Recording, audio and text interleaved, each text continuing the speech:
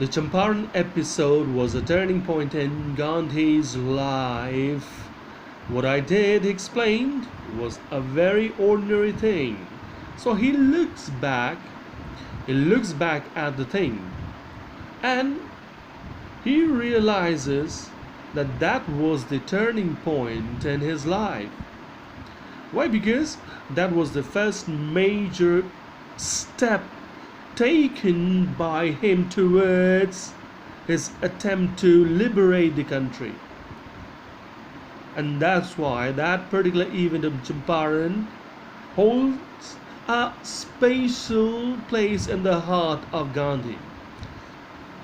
So how he analyzes the whole thing. He says, what I did was a very ordinary thing. He says that, well, whatever I did there was a very ordinary thing. That was a very simple thing. I declared that the British could not order me about in my own country, and there in Champaran, he simply declared a thing. That is, he declared means that was his conviction. That he decided, that he made a point that in his own country, the British, the outsiders, cannot order him about. The outsider, the British cannot dictate terms in his own country. But Champaran did not begin as an act of defiance. How he analyzes it, he says that Champaran did not begin as an act of defiance, as an act of opposition, as an act of going against the system. It grew out of an attempt to alleviate the distress of large number of poor peasants. How it all started, he says here, that it grew out of an attempt. He tried to make an attempt to alleviate, to remove, to lessen, to bring down the distress, the pain, the problems of the large number of poor peasants. He wanted to help the poor peasants of Champaran, and it all started with that very feeling. This was the typical Gandhi pattern. His politics were intertwined with the practical, day-to-day problems of the millions. And that was the typical Gandhi style, typical style of Gandhiji, typical pattern, typical style that he followed all over the world. He did it here, he did it there in South Africa even. So what was his policy, philosophy? His philosophy was to intertwine, that is to mix politics with practical day-to-day problems of the millions. Politics was mixed with the day-to-day problems of the millions. That is, for him, politics was not a means to raise himself to a certain position. It was not to become a figure, but politics to him was a means to remove the problems from the life of people, millions of people. His was not a loyalty to abstraction. For him, politics was not some kind of loyalty, that you're showing loyalty or that you're following something abstract, that I want to be a leader. It was not a kind of thing like that. I want to be a leader, and a person simply chases that dream, that since he wishes to be a leader, so he chases a dream which is not there, which has no solid base. For him, it was to connect himself, politics, with day-to-day life. It was a loyalty to living human beings, and his loyalty was to the living human beings. He was loyal, he was sincere, his feeling was there for the poor people, or say for the human being. He had empathy for the people, and because of that feeling only, he served the humankind. In everything Gandhi did, moreover, he tried to mold a new free Indian who could stand on his own feet and thus make India free. So his was also a try to mold, to shape a new free India. That is, to mold, to shape all the Indians, the people of this country who could stand on their own, who could stand on their own, who could be dependent, who could do things on their own and thus make India free. If you are dependent on your own, you're not dependent on others, you are free. You need not bow before others. So in that case, you're free. If you don't have any needs, any requirements, you'll not go before the others and you'll not beg to him for a thing. So he wanted to make Indians self-reliant, self-sufficient.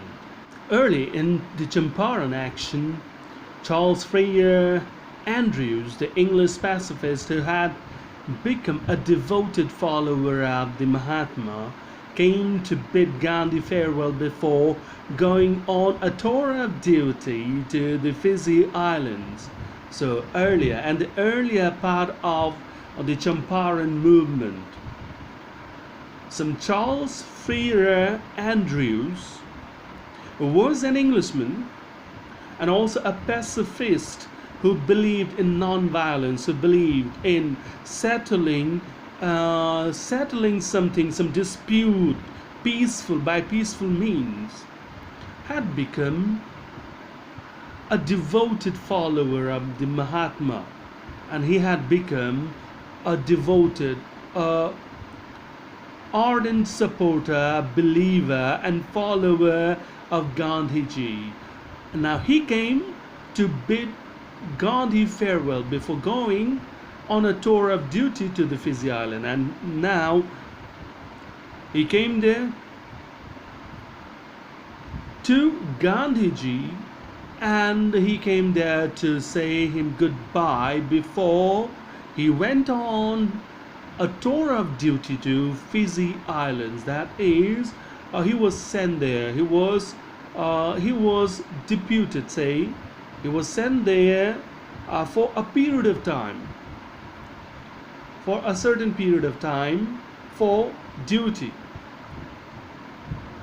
That is, it's some kind of thing that people are sent on deputation. That is, they are deputed for a certain period of time to work at a particular place. So he was also assigned this task to work there in Fiji Island for a period of time. So before leaving, he wanted to meet and he wanted to say goodbye to Gandhiji, and that's why he reached ashram there. Gandhi's lawyer friends thought it would be a good idea for Andrews to stay in Champaran and help them, and they thought when he came there, he had talks with Gandhiji's lawyer friends like previously mentioned Rajendra Prasad, Maulana Mazharul Haq, and some Brij Kishore, something like that there. So he talked to them and they expressed their opinion. They thought that his staying in India would be a nice thing for them. That would help them, that would benefit them in a great way. So that was their thought, and they expressed their thought before Andrews.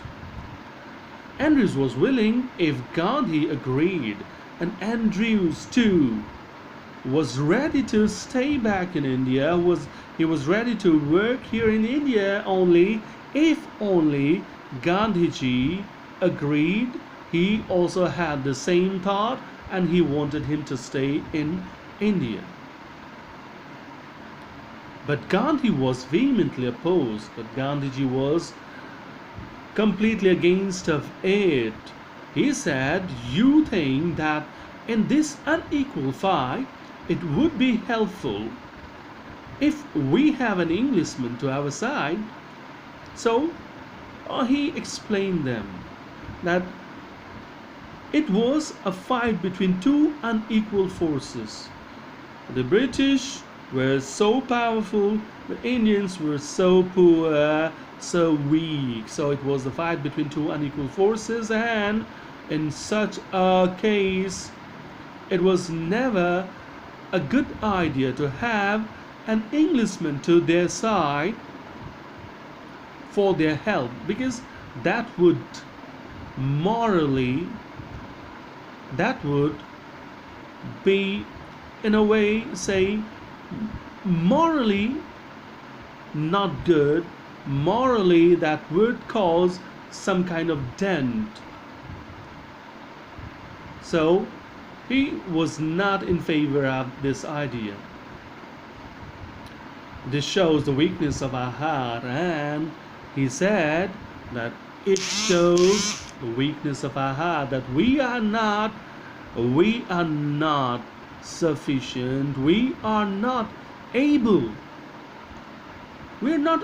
to take away our rights, and that we need some support of an Englishman to achieve our rights. The cause is just, and you must rely upon yourselves to win the battle. The cause is just. We are fighting for a just cause, a right cause. Where fight is not against the right persons, against the right system, against the right thing. A fight is against the wrong things or the wrong persons, those who were causing problems, those who were unleashing atrocities upon the Indians, upon their men. So they had to fight, and they had to win this battle on their own. Gandhiji suggested in that way. You should not seek a prop in Mr. Andrews because he happens to be an Englishman, and you should not seek the support, seek help from a prop in. Prop in means one who emerges from somewhere. So he comes from nowhere. He's not an Indian, so we should not take his support, take his help in our fight, because he is an Englishman. He had read our minds correctly, and the lawyer friends admit, they say later that he read our minds correctly. Gandhiji read our minds correctly. Rajendra Prasad comments, and we had no reply, and they had no reply against Gandhiji's remark. Gandhi in this way taught us a lesson in self-reliance, and in this way he gave them a lesson in self-reliance, in self-sufficiency. Self-reliance, Indian independence, and help to sharecroppers were all bound together. All these things, all these items, self-reliance, being self-sufficient, Indian independence, and help to sharecroppers, all were bound together, all were interconnected. So this is how we have come to an end, and with this the chapter also gets over. So this is all. Thank you.